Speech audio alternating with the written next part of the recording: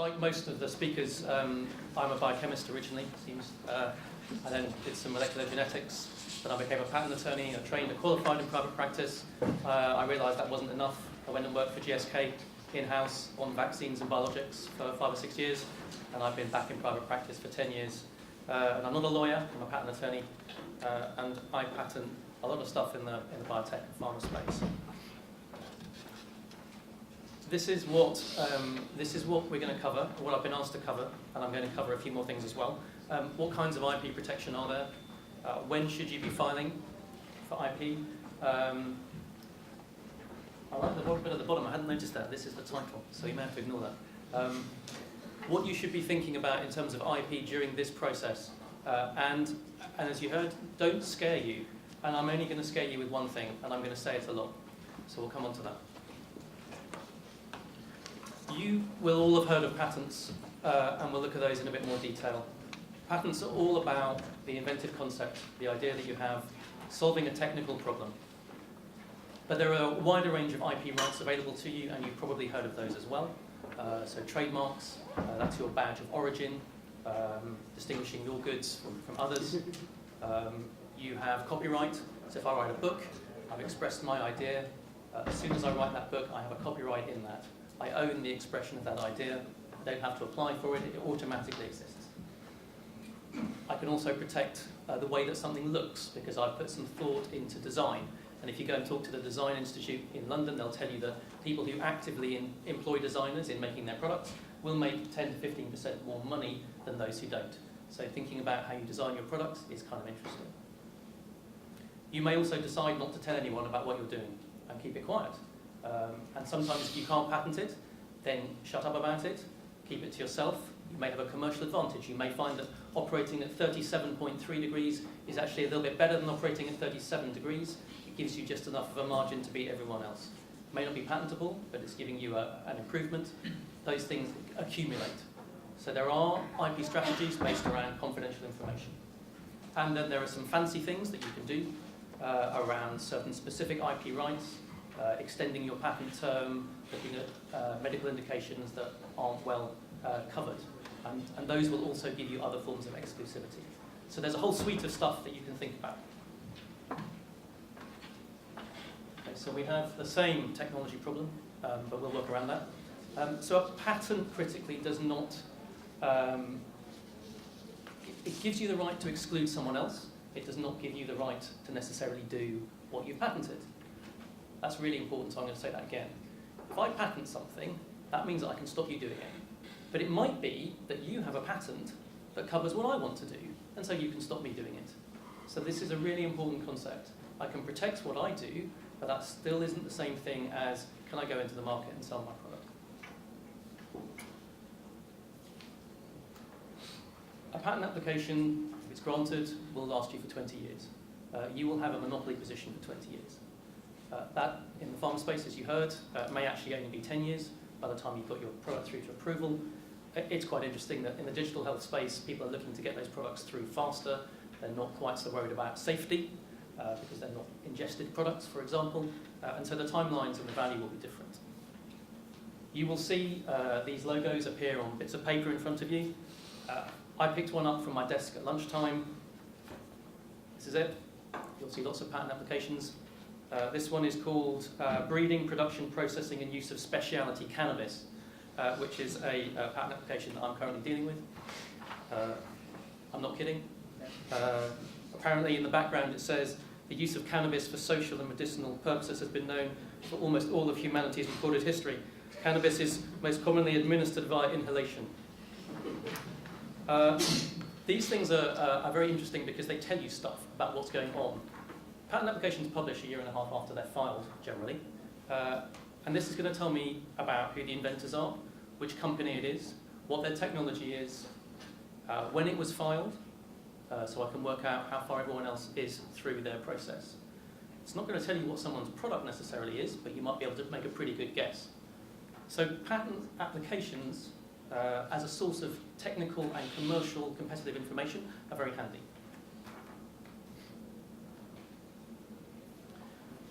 So you want to get your own patent application.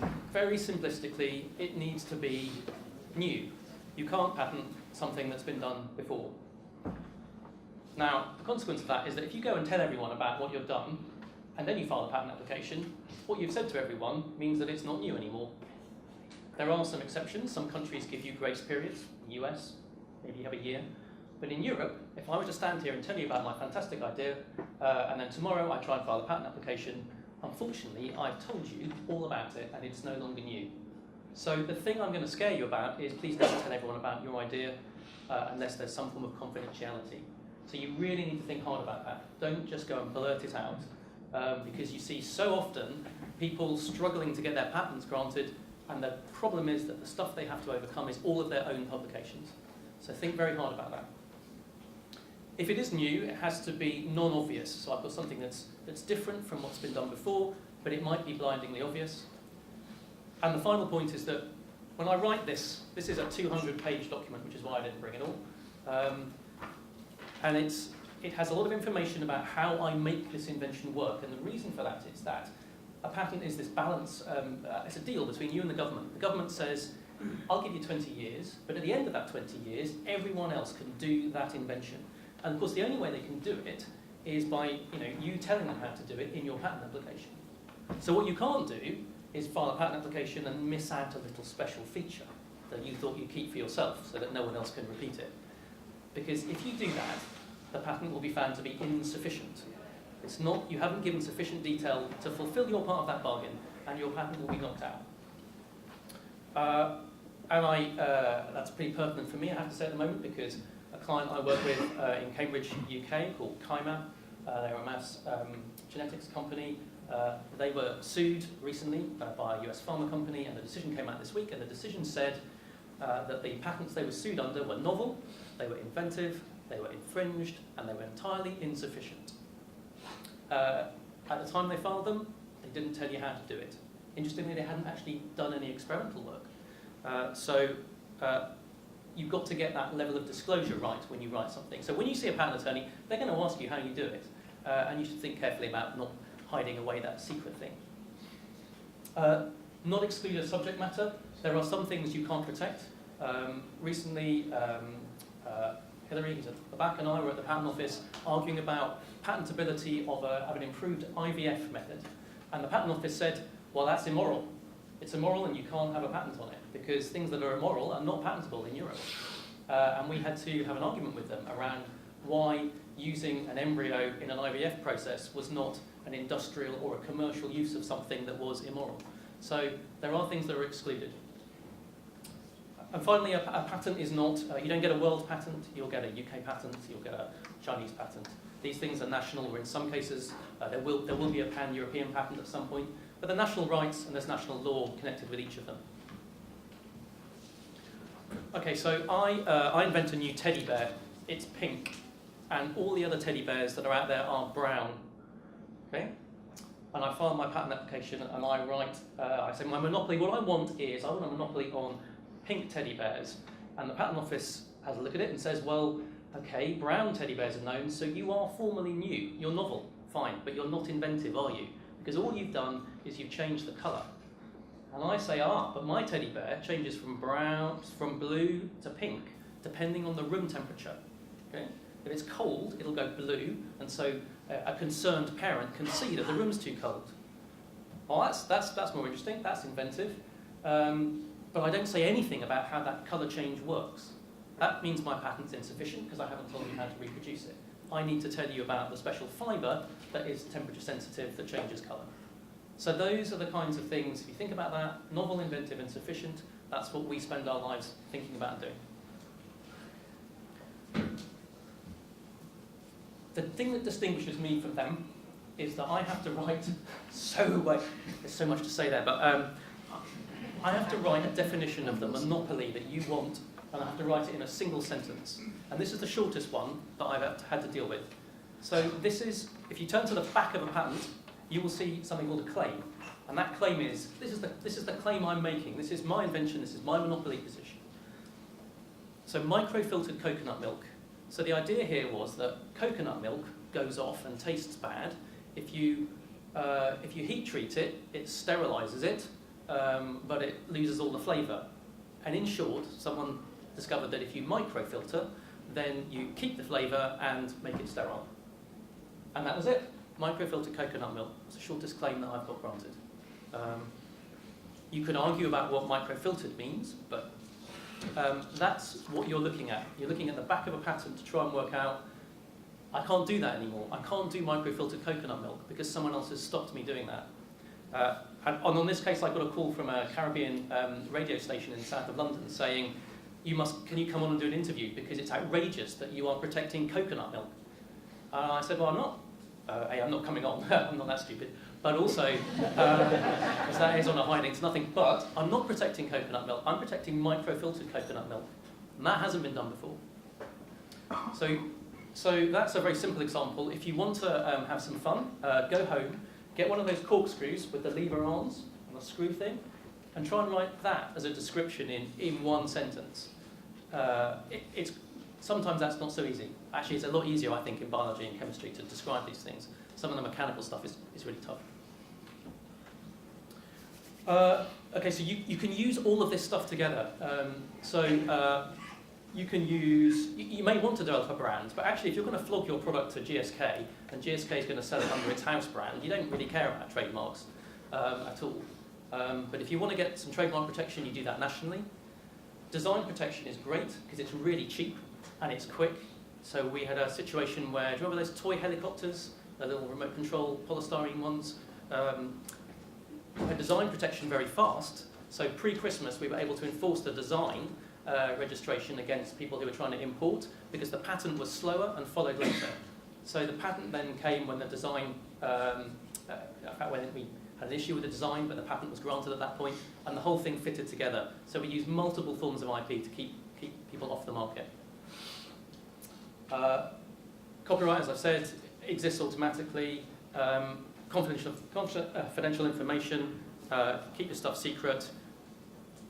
Bearing in mind that, of course, if you do file a patent application, it's going to publish. So all of your stuff is going to be out there, and it's going to publish whether or not anyone ever grants you the patent at the end of the process. So you could publish it and never get a patent. So you need to think about that. I was asked about when you file. This is a really good question. So generally, the first person to file wins the race. If I file today and you file tomorrow on the same invention, I win. So I joined GSK at the point that Glaxo and SmithKline Beecham merged, and their IP departments had diametrically opposite strategies. So Glaxo filed late, and SmithKline filed early in the process. What that means is Glaxo had more data, SmithKline won the race at the beginning, but when it got down to it, did they have enough data to support the claims they were making? So there is no right answer to this, but the ideal is to have some data, ideally, because otherwise you are guessing. And if you guess wrong, and that happened to Regeneron, who sued Kaiman, they didn't have any data at all, and so far the judge said, you can't make it work. The methods that you guessed at to deliver that genetic construct just don't work. Okay, so during this process, what do you need to think about? So you need to be investable, so you need to get someone credible to help you. You need to know your area, so you need to know what's been published in your space, because you need to know whether it's been done before. According to the Patent Office, 1/3 of everything that's filed has been done before. Have you published it? Because it could well be you that's creating the problem. Have a look at that. Think about, and it came up in the earlier slide, is it better? Is it quicker? Is it faster? What problem have you solved? What have you overcome? Is it a technical problem? If it's a technical problem, it's quicker, it's faster, it's cheaper, it's safer. You can probably get a patent on that, assuming it's novel and inventive. Think about how broadly you can apply what you've just done. So I've solved a problem. Does it only apply to coconut milk, or can I apply that microfiltering principle to anything else? Don't know, but you should think about that. Really, really good at the moment is using comparative data. So if I can show that I've tried 3 things and the one I'm going for in my patent is better than the other 2, that's really helpful. Patent officers love that. So if you can build in comparative experiments in your data generation, that's fantastic. Do you need brand design? You may not, but think about it. So then you've got to think about what everyone else is doing. can you actually make and sell the product that you want to because someone else has got a patent already in the space? So you might need to do a search. You can do that professionally. You can have a little look yourself. All of the patent databases are public. So the USPTO, the EPO, you can do some searching around. Bear in mind that you can have a patent and someone else can have a patent, and you both kind of block each other, and you end up in a cross-licensing situation. So even if you have a third-party patent that blocks you, getting your own IP on a slight improvement can sometimes free that situation up. So patents are strategic tools. Finally, there's lots that you can read about. I don't know how much you know about patents. Some of you will know a lot, some of you won't know anything at all. There's tons and tons of free stuff. The patent offices of each country will have it. The UK IPO has loads, and national patent offices in other languages if you want to do that.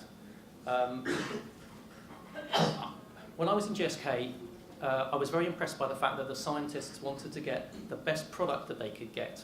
So generally, they would not design around an IP problem if they felt that the product would be would not be as good. That's kind of interesting and possibly slightly controversial. If I see a roadblock ahead, and I think that if I were to design around it, my product's going to be not as good, maybe there's no point anyway. So I think you should think about, if you know some IP, how are you going to deal with that problem ahead? I would suggest you never make a worse product, simply put. As I said, keep what you do confidential, that's my scary bit. And if you know you're in a race, because you're the only 2 labs in the world doing this, have a look at what they do, and you'll be able to work out maybe whether you're winning or not. That's useful in drafting and filing your patent applications. There are going to be about 4 or 5 patent attorneys around tomorrow, so come and find one of us if you want to have a chat, and we will tell you what we can. I'm going to move over to General. Yeah? Well, I suppose your opinion on it, but on your scaring point, there's a difference between telling people what you're doing and disclosing sensitive information about your patent, right? I only need to know, I can know 99% about what your business plan is without knowing the chemical structure of your molecule. Right. So and this is basically every single team asks me this question every single year. What can I tell you? What can I tell you and what can't I tell you? Yeah, right. Okay, so that's absolutely right. So you can say quite a lot if you're not giving away the critical part of how you're doing it. If you want to give away the critical part of how you're doing it, actually, if you came to me, I would advise you to think about doing that under CDA. I have no idea, under some form of confidentiality agreement. I don't know whether OneStart does that. In fact, I suspect you don't. And so it may well be that you decide in an abundance of caution that you don't want to give the exact details of the final molecule. But I don't think you need to get through this process, and I don't think you need to win and have a persuadable business case. So what I'm really cautioning is that you don't blog the details of everything you've done or stick it all on the internet, because that will create problems. One more question. Yeah. So there are areas that sound like they could be patentable but aren't, right? So, for example, there's a lot of biology that's kind of been developed in this room, but actually if I've discovered a link between a molecular target and a disease, it's very difficult to patent that, isn't it? Because it's a natural part of the human body, as opposed to a chemical structure. So this is a country-specific discussion, and I'm a little bit hesitant about getting into the details, but in the US, for example, at the moment, is probably where you're heading, the US is pushing back on patentability of things that occur in nature. In Europe at the moment, it's easier for us to do. The US is going through a change in how it looks at patenting naturally occurring things and indeed other things as well. So it's always a country-by-country discussion and decision, but yes, I mean, that's just one of them. You know, software per se is another. Interestingly, in the digital health space, you've got, and we'll come to it, but in the digital health space, you've got constraints on life science patenting mixed up with constraints on high-tech patenting, computer-related inventions and algorithms, and actually it needs 2 brains to work out how you're going to get through that. So, yes. I was going to suggest, can I take that question, and then I was going to suggest we do questions at the end after the general legal one. But, just one simple question. What about, you mentioned that you don't lot about it on the internet. So what about online private discussions on Slack or things like that? Are you okay or? Well, so I mean, Within a company? No. within a company, I think it's fine. I mean, you're within your, within the lab, I think that's fine. I think you need to just, so I was asked not to scare you. I'm trying hard to sort of walk down that line of let's not leave you paranoid, because otherwise that might be the cannabis-related problem. But I think you just need to be aware that under patent law, if I say something without confidentiality and I publish it out there and it becomes known and can be demonstrated that it's out there, it will act against you filing IP afterwards. But I don't think they would consider a private company Slack channel public unless Correct. one of your employees goes rogue and publishes it on the internet, like things like that. And there are mechanisms to deal with that, Yeah. where it's effectively an unauthorized thing. Yeah. But within a company, I think you're fine. And what about the person-to-person discussion, which is like just might actually accidentally mention a little bit too much to something? It's not provable. No? It's not Well, that's probably the more practical question, which is how the hell do you prove what's said? We should move on because I'm conscious of time.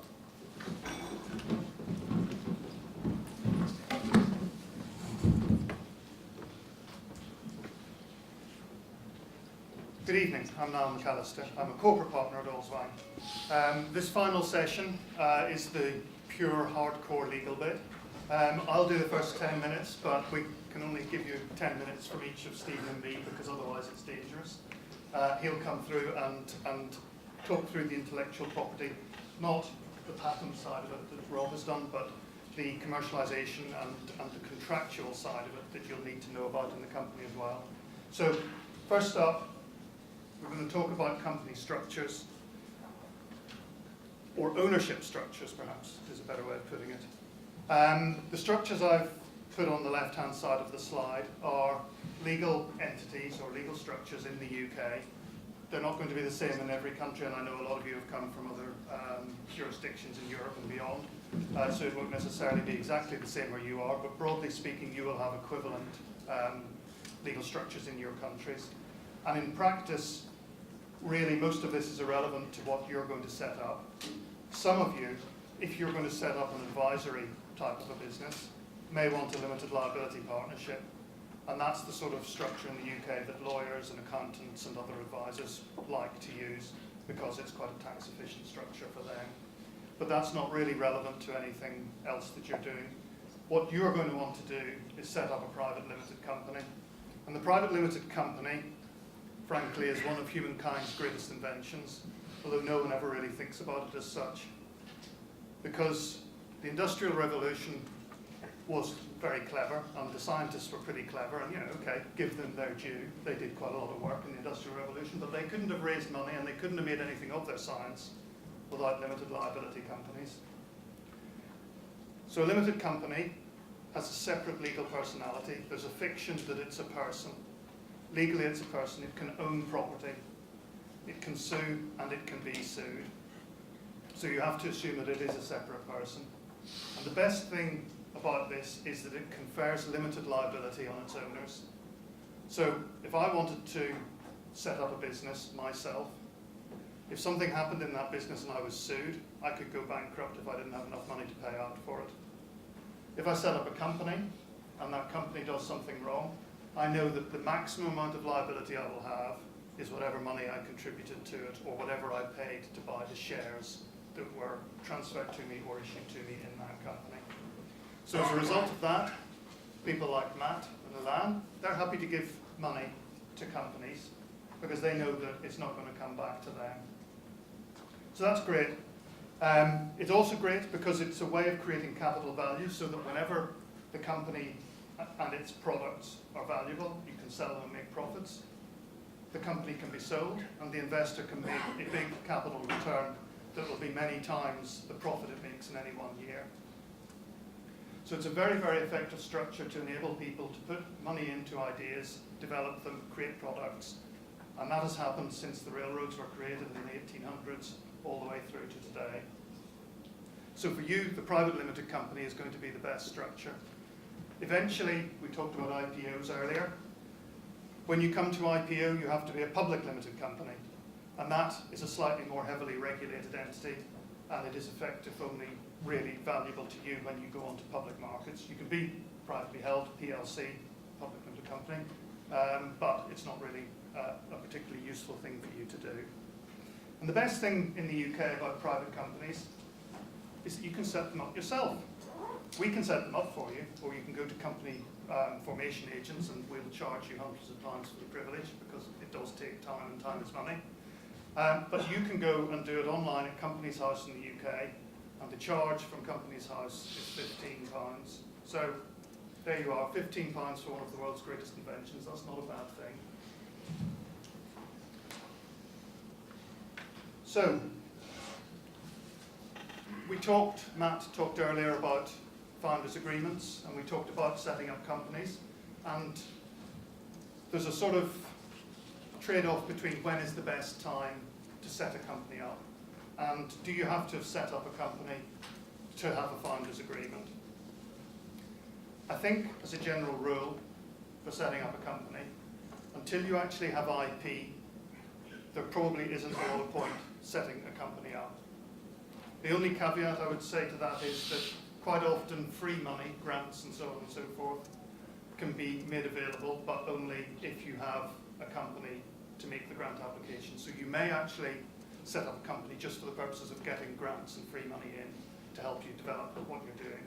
In terms of getting the IP, if we're talking about something you're spinning out of a university or an institute, then that's quite a formal process, and you will set up the company at about the time that you spin out the IP into the company. If, on the other hand, your technology is, you're going to be developing an app or something like that, then you're probably going to set the company up much earlier and make sure that all the IP is held in the company from the start. So it depends a little bit on what you're doing when you set the company up. And likewise with the founders' agreement. If you're spinning out of a university, you may not need to think about a founders' agreement, a formal founders' agreement, until quite late in the day. And in practice, because when you spin out of a university, they want to know that you've got money lined up, as we've already discussed, you probably will never have a founders' agreement anyway, because you'll have a shareholders' agreement with your institutional investors, and that will have lots of things saying what you're allowed to do and what you're not allowed to do without their consent. So a founders' agreement comes in before that stage. It's when you get together and decide what it is you want to do. And what does it cover? Well, it's up to you what it covers. It's up to you how much you want it to cover. I can write you a founders' agreement as long as War and Peace. I'd be delighted to do that for all of you. But you wouldn't be very happy with me if I did that. That's not really what you're doing here. Your founders' agreement is really a bit of a sort of band of brothers promise to each other. These are the things we're going to do. We're going to make our decisions unanimously, or we're happy that we'll do it by majority. We're going to say the amount of shares. We talked about, what the proportions of shareholding should be for different people. On what basis do we make that decision? Do we say, okay, there's 4 of us, 25% each? Or do we say, you really have done much, much more to get this up and running, it's your science, you get 40%, we get 20% each, something like that. That's something you have to talk about, and as Matt said, be open, talk about it, because the earlier you talk about it and get these things out on the table, have the discussion, even have the argument, you'll know whether you're friendly enough to go on and take things forward. Most startup companies that fail, and most startup companies fail, but most startup companies that fail because the founders fall out, not because the technology is no good. They probably don't even get to find out whether the technology is any good because they've fallen out first. Okay? So have those arguments and discussions. You'll be a lot closer to each other, frankly, if you do afterwards. So, management, we've talked about, assigning roles, not necessarily badges and titles, but you're going to do this sort of work, I'm going to do more of this, that's more what I'm good at. Work that out, put it into the agreement. Ownership, commitment, performance. Performance is a really difficult one. Performance is, you're not really up to it, you've got to go. What are the rules you're going to put in for that? I personally don't think it should be addressed in a legal agreement at that stage. Too many different things can go wrong, too many different variables can impact what you're doing. If you have the discussions looked each other in the eye and said, we've really got to put something into this. That, I think, is more valuable than writing something down, because frankly what you write down probably won't even be relevant to the situation that arises. It's a very, very difficult area, but I think commitment to each other is more valuable than trying arbitrary rules at that stage in a relationship. Vesting is a good way of ensuring commitment. So what happens with vesting is you've each got your 25% of the company, say, you've each got 400 shares, and what you say is everybody is going to vest 100 of those shares a year for the first 4 years. So you own them, and there are legal and tax reasons why it's better that you own them immediately, because the alternative would be just to say, okay, we'll have 100 this year, you can have another 100 next year and the year after. That doesn't work from a tax point of view. So what we do is, here are your 400, but these 100 come live after a year, they're real shares then, and then it's another 100, you've 200 after 2 years. And that then can tie into whether you're performing as well. Because if you're not performing, you say, well, look, you gave it a bit of work for a year or two, but you've not really followed through for the full launch period that we've been getting this company going, so you stop there. You've got something that you merit, you've done some work, but frankly you don't deserve to go all the way through. IP ownership is something, as I say, in a founders agreement that you can deal with, and I'll let Stephen talk a bit more about that. But it's not terribly relevant in a spin-out situation because you won't really have any IP, and that will have been addressed in the spin-out. And finally, confidentiality applies a little bit to what Rob was saying as well, but you need to keep what you're doing confidential among you. So you should actually, that's the one thing that I think you should all sign up to and say, yeah, we're not going to give away anything to anyone. Because a lot of what we're doing, it's not just the hard IP, there's a lot of stuff around the way we're planning to do things as well, and that needs to be kept within the company. Fundraising, I mean, this is a talk in itself. I think the important thing to note really here is that the legal documents kind of come in two bunches. First of all, you have the legal documents before you have real binding legal documents. And then you've got your confidentiality agreements that Rob was talking about earlier, which you may use for particular people when you want to talk to them about it. The term sheet then is when your investors come in. And this is a fairly standardized document in the industry. So venture capitalists will have a term sheet and they will cover all the same things. They just won't cover them necessarily in the same way. Some will ask for more, some will ask for less. And that, at that stage, is a stage when you should be getting legal advice, because you can give away an awful lot of your company, you can give away an awful lot of value if you don't understand what terms are being used, particularly around the financial parts of, I'll give you my money, but this is what I get in return. And then you move into the formal legal process and you have subscription and shareholders agreements, which subscription agreement is the agreement to put the money in, shareholders agreement is all the things that you're not allowed to do with the company without the consent of the investors. The Articles of Association, every company has a governing constitutional document that's filed at Companies House, and those are the Articles of Association. They can contain a lot of quite complex legal stuff as well. And then if you have, and this is really relevant only usually for later stage companies, if you have venture debt, then you may have loan agreements and you may have to give legal security over your assets, which can be a problem if you end up not being able to repay the loan. You can lose the assets to the person, to the bank. And then just to touch on employee options, stock options. Obviously, you don't have a lot of money at the outset. You need to recruit people. You want to recruit good people, so they want to be paid fairly well. You don't want to pay them as much as they want to be paid. So the way it works is you give them a piece of the business. You say, okay, you can have some shares. You can't give them shares because tax-wise it's a horrendously inefficient way to do it, and it'll cost them a lot of money very quickly. So instead you give them options. You say, you will be entitled to these shares when something happens, usually a sale of the company or an IPO or whatever. Then you have the right to exercise the option and have the shares issued to you.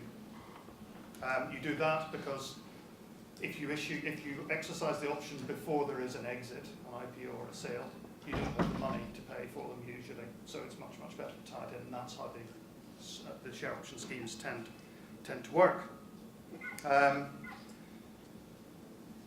It's very valuable, but you need to be careful because all those options are real shares one day. That's the assumption you have to make. So you're giving away some of your company to the people that you give options to. So that's real money. That's your money going away to other people. You need to be careful who you give it to and how many you give. And that's the dilution effect. Once investors come in, the general rule of thumb is that the company will have an option plan, and a certain part of the fully diluted share capital will be options. And usually the percentage of the fully diluted share capital that is held in options is between 8 and 12%, somewhere around 10% tends to be usual. And again with options, as with shares, you can introduce vesting. So you can say, we'll give you options, but you're only going to vest these options over 4 years, 3 years, whatever it is, in chunks. So that if someone isn't performing, they go, and the unvested options lapse, and you're able to use those shares for someone else. So that's a very, very quick whiz through the corporate part of the piece. I'll let Stephen come and do the IP piece, and then we'll all take questions.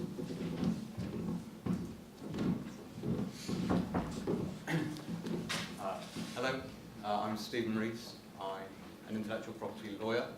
I'm different from Rob, who is a patent attorney. I'm different in that I have a personality. He's gone out, hasn't he?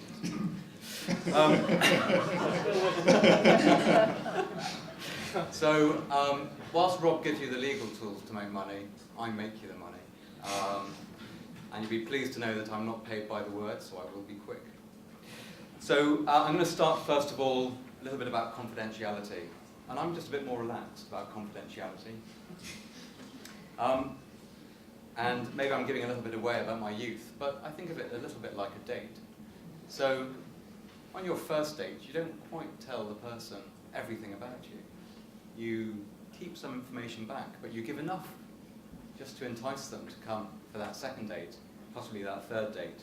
Unless, of course, it's going horrendously wrong, in which case you might tell them complete lie, so they never want to date you again. But from that perspective, confidentiality, it is absolutely important for protecting value, for intellectual property rights, but equally, you've got to get some money. So you've got to whet somebody's appetite, convince them that you're investable, you've got something really interesting. So think of it a bit like KFC. You know what KFC's model is. They make chicken. They make it cheap, and it tastes good, especially on a Friday night after 3 beers. But you don't know why it tastes so good. So it's about protecting the secret sauce, that little kernel of information that you want to hold back, but otherwise you can try and give away a little bit more information. So how do you bring the IP into the business? And this is really what I spend a lot of time doing, is how you bring it in and then how you sort of put it out again to make the money. So first of all, it's about questions of ownership, or where is the IP, where does it sit, and who owns it? And you think that's a quite straightforward question, but actually it can be a little bit complicated, because you've got to look into who's created it, has somebody bought it, does somebody have an option over it? And it's not necessarily just one person either. So you could have lots of multiple parties who are involved in that creation, or people who jointly own it, and it could be more than 2. And then you've got slightly unusual places like universities. It's quite straightforward where IP tends to fall within corporate business, but within a university setting, it can be quite different, and some universities are different to others. So there's quite a little bit to look at from that perspective. It may also be that you're acquiring IP from a licensor, and by that I mean not the person who necessarily owns it, but somebody who has taken a license already, and now they're offering to sell you either their license, or they're offering to sell you a sub-license. And so that IP is then coming down. But importantly, you want to understand, have they got the rights that you need? Can they license you what you need? As a matter of law, do they own it, or do they have what we call good title to it, which is they have the right to give you that legal permission that is a license. And there you're looking to see what other licenses they may have granted over those IP rights, because have they given away access to that IP in a field or in a country that is of importance to you? Have they given away an option? So they haven't quite given the license today, but they've promised somebody they will in the future. As a practical matter, it's all well and good having a license, and yes, you can pay me an awful lot of money and it will look very pretty, and I'll even put one of those big fat red seals on it for you. But that may not be enough. It may give you the legal permission that you need, but importantly when we're talking about intellectual property, and Rob touched on it before, you want to make sure that you understand how that intellectual property works. You want to know what that clever bit is, what that secret sauce is. There's no point me taking a license to KFC's chicken unless they tell me what that secret recipe of herbs and spices are. So I've sort of set out the different ways that you can bring existing intellectual property into your business. There is no magic secret sauce here, but there are probably 3 broad ways of looking at it. So the first is an option, and this is sort of really buying some time, if you like. You are possibly going to pay some money. You may not have to pay some money, but possibly you will, or at least promise to pay some money, in order to secure the right at some point in the future to either license or to acquire that IP into your business. That's really what an option is. It's buying you some time. It's possibly also linked in with some evaluation activity, so you might be able to try that IP out, see if you can take it to a certain critical point from when you can then look to acquire or in-license it. But how you sort of physically get that IP into your business is one of 2 ways, either by acquisition or by licensing. And the things that are really important when you're looking at both of those options are: what are the rights that you're acquiring? Is it everything, or are you missing a crucial piece of IP? What's the scope of rights that you're having? So are you getting it for any application, or just in relation to one therapeutic indication? And how long are you going to get that for? If you're buying it outright, you can have it forever. But if you're licensing it in, it will be limited in time. And finally, and perhaps most importantly, is how much are you going to have to pay to get that right. So when you're looking at acquisition, this is probably the most flexible way to import IP. You're buying it outright. So there should really be no remaining obligations left over when you buy it in. Although having said that, you can structure your acquisition in ways that look a little bit like a license. So you can sort of defer payments. You know, if somebody has asked for 100 million for the acquisition, it may be that you can sort of break that payment up over time, or at certain success points as well. For licensing, licensors love licensing because it's the way to make as much money as possible often, because you can possibly divide up that asset and relicense it or re-gift it to other people in different areas and different fields. So those here who have got platform technologies, they're fantastic technologies to put into a licensing model, because you may well be able to resell your technology a number of times. Licensing also allows you to put technology into businesses perhaps in just 1 or 2 countries or 1 or 2 territories. Whereas if you're acquiring rights, it may be that actually you're selling a worldwide right, because not all intellectual property rights can be sold or bought on just a country-by-country basis. So patents, absolutely, you can sell those on a country-by-country basis. But if you think about know-how, you know, stuff that you don't want to patent or you can't patent but is still valuable, once I've told you that, it's out. Can I stop you from using it in another country? I can put a contract in place, but I don't necessarily have a nice firm intellectual property right to go and chase you around the world with. Whilst we're talking about licensing, I want to pick up just very quickly about exclusive, sole and non-exclusive. People will have seen the use of these terms in many agreements. There is a misconception, I think, sometimes as to how these work. If you're an English lawyer, exclusive is very different to sole. But if you're a US lawyer, you'll often craft a license as something that's sole and exclusively granted to you. From my perspective as an English lawyer, an exclusive license means it's my right.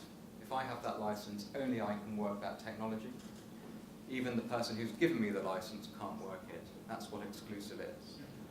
If it's a sole license, then both myself as a licensee and the licensor can work that technology as well. And if it's non-exclusive, then anyone can work it. I told you I wouldn't talk for long, so I'm almost there. So you've got the technology in. This is what you've developed in your labs. You've had those conversations with the TTO officers at the universities. With Dan's guidance, you've blinded them with science. You've got it in cheap. What are you going to do going forwards? Because you're going to want to develop that technology. So here, this is thinking about those collaboration agreements, those R&D agreements that are going to be the next step in the process as you take that technology forward. So what IP are we talking about here? I'm hoping a lot of you will be familiar with the phrases background IP and foreground IP, and we all know what they mean. Well, just make sure you check the definition in the contract, because I can call a pig and it may not be a pig. So background IP, make sure it's the stuff that is pre-existing. Foreground IP is generally the IP that comes out of that collaboration. But as I said, if you check the definition, because sometimes it's not always that. You may come across references to sideground IP and postground IP and other fancy terms. Again, go and look at the definition, because none of these really have a sort of distinctive legal meaning in their own right. If you took it to court, a judge might make a sort of an interpretation of it, but if there's a definition, that's where the judge would go to. But sideground IP is effectively IP that's generated during the period of your collaboration, but not in your collaboration. So if you've got parallel developments going on, what is outside yours may well be sideground. And postground IP is stuff that is created for a set period of time after the collaboration has ended. So it could be sort of post-improvements, it could be broader than what is classically understood as an improvement, but it's generally after that collaboration. How you deal with that IP that's being generated, again, do you license it in or do you ask for ownership? If you're contracting with universities, they don't like to give you ownership. They like to license it to you because it's another way of trying to get a little bit more money out of it. That's not necessarily a bad thing, and if you do the license correctly, you can get pretty much the same rights that you would have as ownership if you had it as a license. But as an Englishman, you know, your home is your castle, you want to own everything, so ownership for me is always the sort of gold standard I can try and get to. And often that's because it just gives you more flexibility about going out there and protecting that IP and selling it and exploiting it. So finally, just talking about, you know, how does ownership come about, and some sort of cautionary notes for you.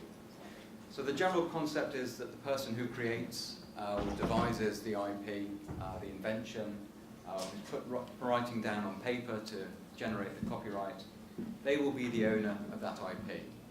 Again, recognize I'm talking in the singular, but it could be multiple people, and where everybody has been putting in creative intellect into an invention and they've all sort of contributed to that invention, the likelihood is they'll all have some aspect of joint ownership around that invention, and ultimately therefore around the patent. So your starting point is who created it, they will own it, and you can change that by contract. You can deviate away from that.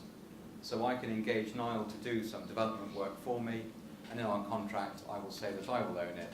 So even though he created it, I will still be the first owner. For employees, generally their employer will own the intellectual property, but only if that employee has been engaged to do that type of work. So the example I would often give is if I had employed a cleaner, an office cleaner, and unknown to me, they were a brilliant chemist, and they would go home every evening into their garden shed and they would devise new cleaning products, and they came up with the latest antibiotic cleaning fluid that got rid of all the hospital superbugs. Could I claim ownership of that because I engaged that person as a cleaner? No. I'm not employing them to invent that kind of thing, I'm employing them to clean. So whilst people always say, well, it's an employee invention, therefore I own it, just make sure that individual has been employed for that purpose. Consultants and those who are not employees are the ones to watch out for, because it's not always clear what that relationship is. And once somebody has created something that's clever, the price tends to go up. So you want to try and pre-agree ownership before you engage them and before you pay them. But engaging a consultant or having somebody who's not an employee and they invent, it will generally vest in their ownership. There are a couple of exceptions, but in the environment that we're all in today, largely it will stay in the person that creates it. So this is really important for you guys when you set up your company, because you may just appoint yourselves as directors. You're not employees of that company unless you set yourselves up as employees as well. And so as you're inventing and doing creative stuff, is that pouring into the company, or is it just sitting in the silos of you individually? So you might want to think about having an agreement to make sure that all comes in to the company. And my final cautionary note for you, when you are engaging with a consultant, some consultants, for tax reasons, will often work through a service company. So as Niall talked about, this wonderful invention of a limited company, they will provide their services through that limited company because it protects them from lawsuits if stuff goes wrong. What you need to make sure is that individual consultant is an employee of his or her service company, because otherwise when they create IP for you, they may just be doing it in their own name rather than doing it in the name of their company. So even though your contract with their company says you'll own the IP, there's a break in that chain. So that's my cautionary note for you all, is just to watch out when you're engaging consultants. But thank you all for staying awake.